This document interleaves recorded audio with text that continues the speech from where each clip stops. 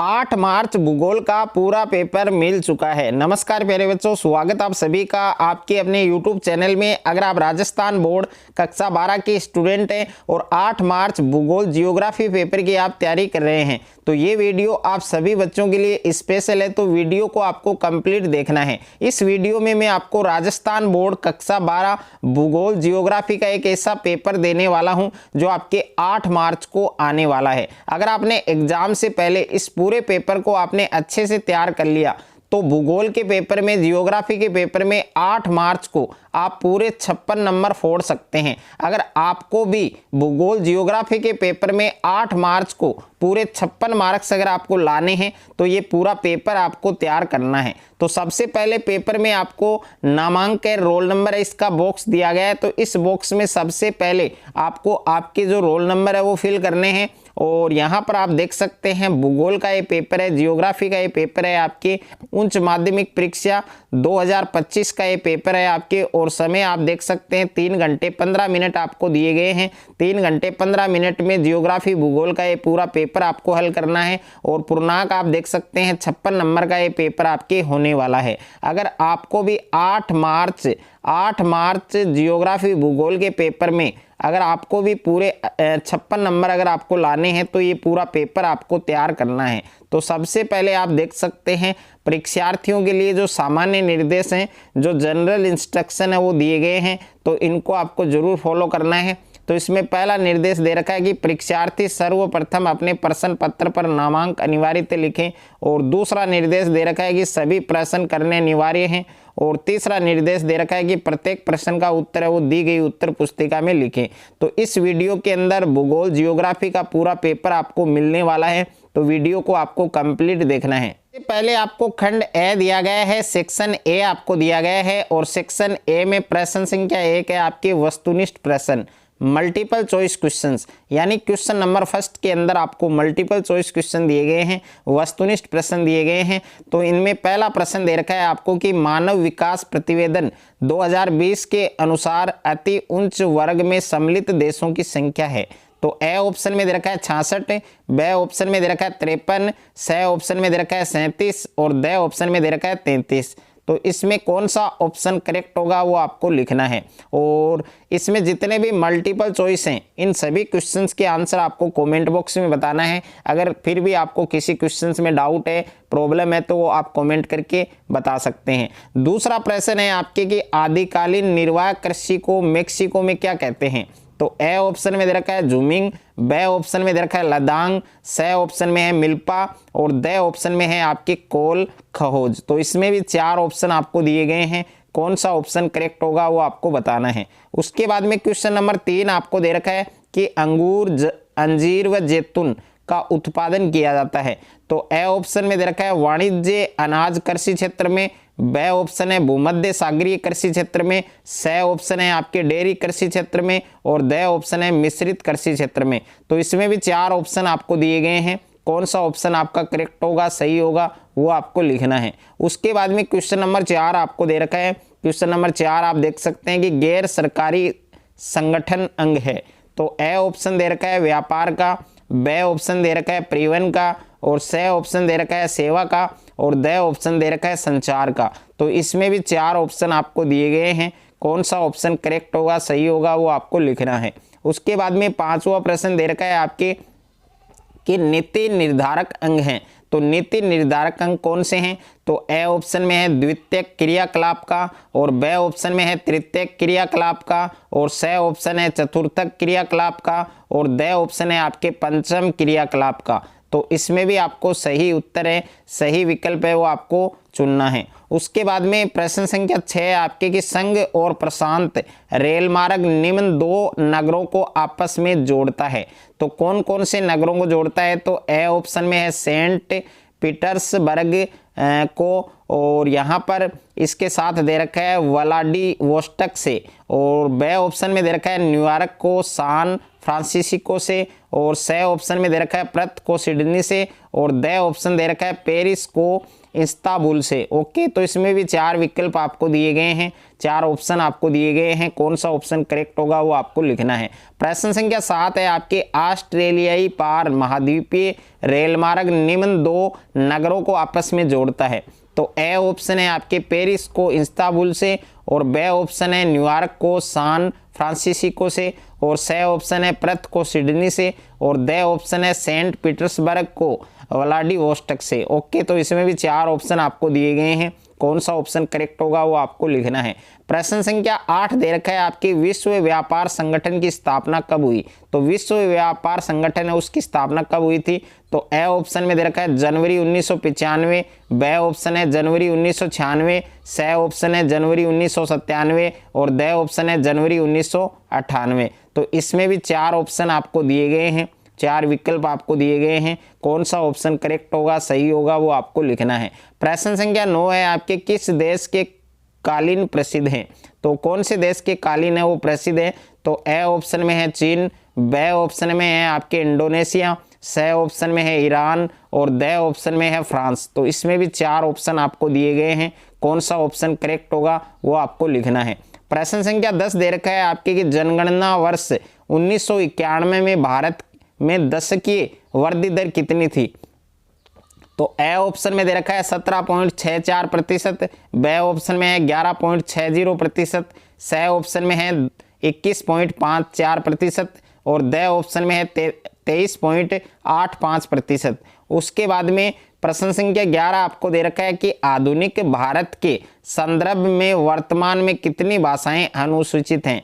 तो A option में दे रखा है 15, बी ऑप्शन में दे रखा है 20, और सी ऑप्शन में दे रखा है 22, और द ऑप्शन में दे रखा है 25। तो इस क्वेश्चन का भी सही उत्तर आपको लिखना है। उसके बाद में प्रश्न संख्या 12 दे रखा है आपके, मूंगफली सरसों एवं सोयाबीन भारत की महत्वपूर्ण फसल है।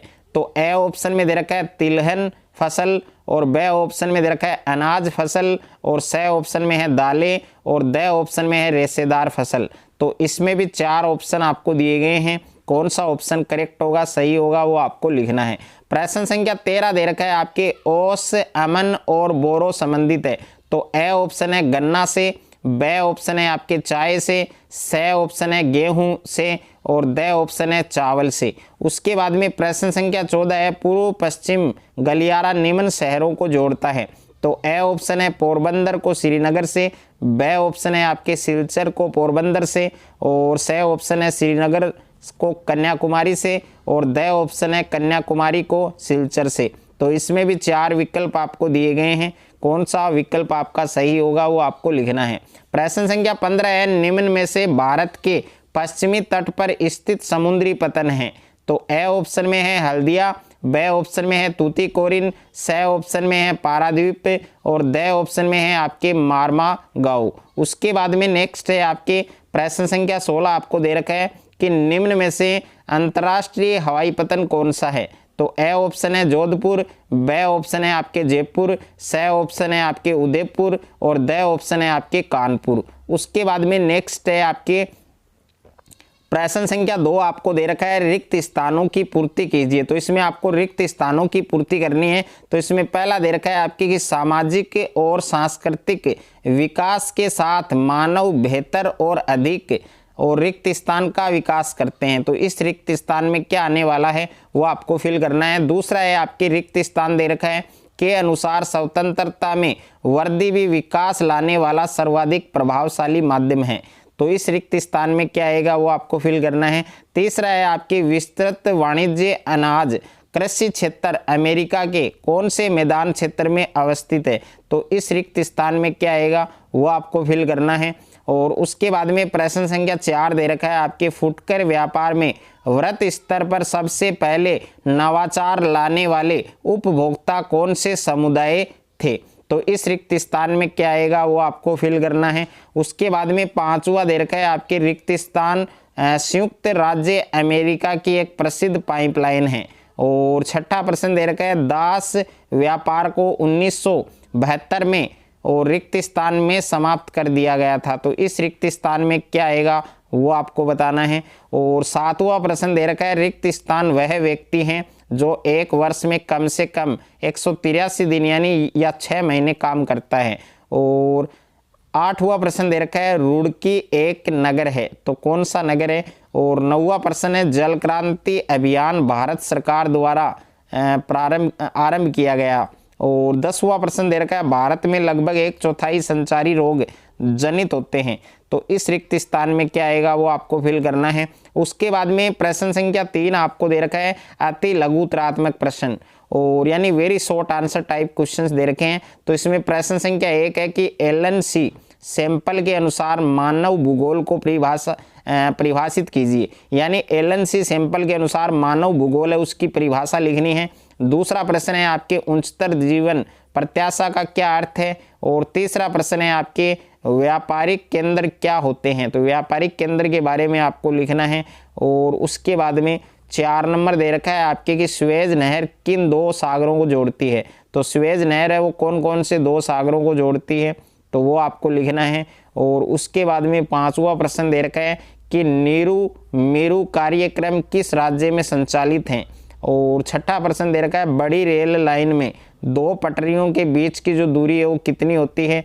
और 7वां प्रश्न है आपके कि भू प्रदूषण के कोई 2 स्रोतों के नाम लिखिए। उसके बाद में नेक्स्ट है आपके खंड ब दे रखा है आपको, सेक्शन बी दिया गया है। और सेक्शन बी में सभी प्रश्न आपके लघुतरात्मक प्रश्न हैं, शॉर्ट आंसर टाइप क्वेश्चंस हैं।